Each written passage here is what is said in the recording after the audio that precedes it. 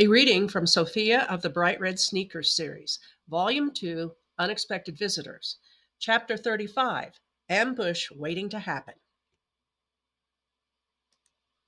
This morning, you get a break from your research and rewriting.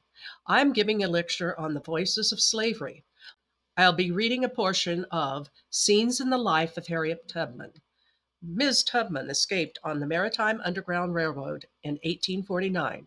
Her story was transcribed by Sarah H. Bradford, based upon an extended series of interviews, and printed by W. J. Moses in 1869. Dr. Randall began reading from the book. That morning she started, having persuaded 3 of her brothers to accompany her, but they had not gone far when her brothers, appalled by the dangers before them and behind them, determined to go back, and in spite of her remonstrances, dragged her with them. Dr. Randall looked up from her reading, looking out into space. She knew the story so well that she had filled in the pieces without actually reading the text. Harriet stayed in the slave house until Monday night, when an enslaved man from another part of the plantation came to tell Harriet that she and her brothers would be taken by slavers that night. An old woman who did the milking was going out, but Harriet could not tell her for the fear the woman would tell the masters. Still, she had to let those who were her friends know about her leaving. She chose to sing as she left. Those who knew Harriet would know she was leaving. Those who didn't understand slave singing would remain in the dark.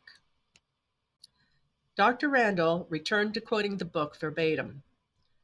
Harriet took down her sunbonnet, and she went on in the big house where some of her relatives lived as house servants. She thought she could trust Mary. But there were others in the kitchen, and she could say nothing. Mary began to frolic with her. She threw her across the kitchen and ran out, knowing that Mary would follow her. But just as they turned the corner of the house, the master to whom Harriet was now hired came riding up on his horse. Mary darted back, and Harriet thought there was no way now but to sing, "I'm sorry, I'm gwine to lave you. Farewell, oh farewell, but I'll meet you in the morning. Farewell, oh farewell." She reached the gate and looked around. The doctor had stopped his horse, and he turned around in the saddle and was looking at her as if there might be more in this than met the ear. Harriet closed the gate, went on a little way, came back, the doctor still gazing at her. She lifted up the gate as if she had not latched it properly, waved her hand to him, and burst out again. "I'll meet you in the morning, save into the promised land, on the other side of Jordan, bound for the promised land." And she started on her journey, not knowing whither she went, except that she was going to follow the North Star till it led her to liberty. Watch for the second volume of Sophia of the Bright Red Sneakers, entitled Unexpected Visitors, coming in the spring of 2024.